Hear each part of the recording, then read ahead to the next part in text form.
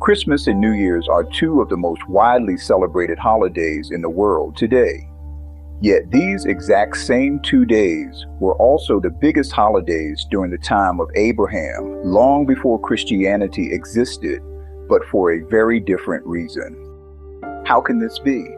Because in Abraham's era, people worshiped the sun as a god, and their two most important festivals fell on the same dates we now associate with Christmas and the New Year. The sun was not simply a ball of fire to ancient people, it was the source of light, warmth, food, growth, and life itself. Without the sun, nothing survives. And so humanity, without true guidance, fell into worshiping the created rather than the creator. Today we understand why the seasons change. The longest day is the first day of summer. After that, the days shorten until the winter solstice, the shortest day of the year. Then the days grow longer again as the sun climbs higher in the sky. But ancient people saw something else. The sun sinking lower and lower, the days becoming colder and darker. They panicked. Priests seeking influence told the people that the sun god was angry and might disappear forever. They were taught to offer worship, sacrifices, and prayers to convince the sun to rise again. So when the sun reached its lowest point on the horizon and then stopped descending, the people celebrated. They believed their worship was successful. This day marked the original Sun Festival that now shares the same date as Christmas. As the sun began to rise again, warming the earth, they held another celebration, the festival that became the modern New Year. How did a pagan sun festival become the date of Jesus' birth? The explanation lies in what I call the universal bottom line. When people cannot defeat an opposing force, they eventually join or blend with it. Early Christians were persecuted. They needed a way to worship in secret. So they celebrated the birth of Jesus on the same day as the pagan sun festival. Outsiders assumed they would join in the same sun worship rituals. But there was another problem. People simply refused to give up their beloved pagan holidays. Christian leaders tried to stop the celebrations, but they couldn't. The traditions were too deep. So church leaders adopted the universal bottom line. If you can't stop it, absorb it. They declared December 25th to be the day of Jesus' birth without any historical evidence to convert the pagan festival into a Christian one. Over time, many pagan symbols were absorbed. Evergreen trees, symbol of eternal life in paganism. Mistletoe, decorative greenery, lights and ornaments, gift exchanges, Yule logs. None of these come from Christianity or the birth of Jesus. They come from the ancient rituals of sun worship. The holidays became a merger, a compromise between Christianity and paganism formed out of social pressure and cultural attachment.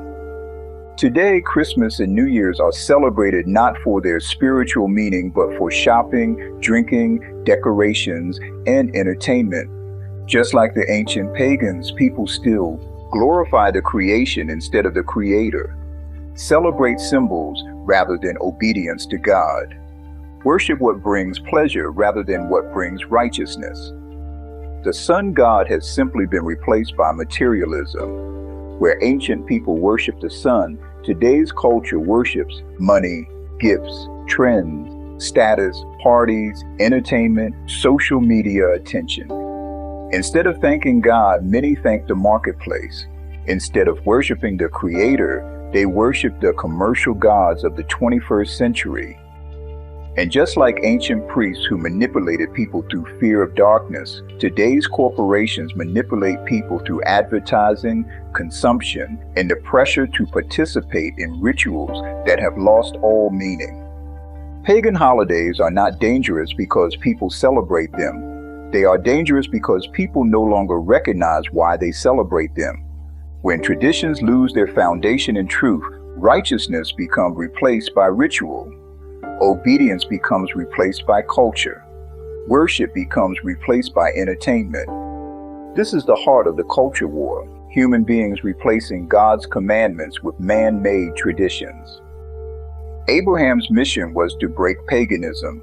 Today, believers must do the same, not by rejecting holidays altogether, but by rejecting the pagan spirit behind them. Materialism, excess, idolatry of culture, worship of trends, blind tradition. Returning to God requires stripping away the imitation religion that has replaced truth. The goal of this episode is not to condemn people for celebrating holidays, but to awaken understanding, to see what these holidays really are, to recognize their pagan roots, to break the cycle of blind imitation, to call people back to pure faith and righteousness.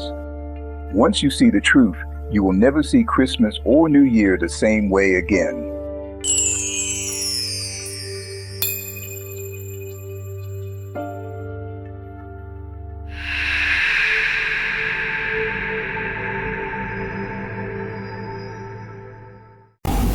Thank you for joining me for this episode of Beyond the Veil.